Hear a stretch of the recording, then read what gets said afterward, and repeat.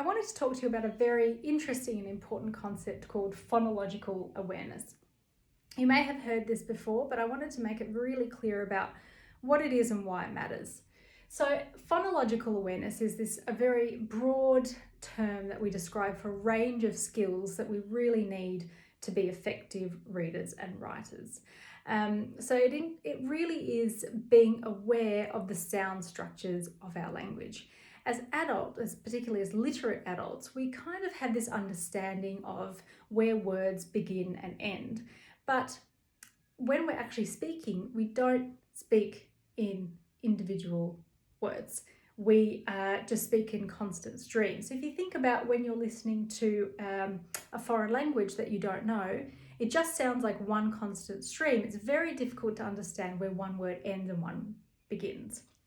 So word boundaries is a really important thing for writing, because sometimes children need support in actually knowing how many words they're going to write in a sentence.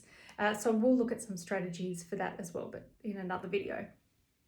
Things like syllables. So a syllable has many technical definitions, but a really good way is just doing the chin drop. So put your hand right underneath your chin, and something like baking, you can feel quite subtly that your chin drops twice. So that means that there's two syllables in that word, because a syllable kind of revolves around the vowel sound, and a vowel is where we open our mouth to create an open kind of sound. We need to understand rhyming, so that helps distinguish that part of the word that rhymes with another word. So rhyming is also an early indicator of literacy success.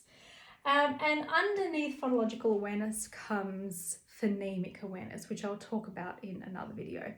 But it's really important that we're paying close attention to how our children are speaking, if they're articulating words correctly, if they can recognize rhymes. So I've got some other videos for you where my children demonstrate some rhyming games, for example, and they're really easy to do. You can do them in the car, you can do them while you're cooking dinner, over the dinner table, just playing around with those.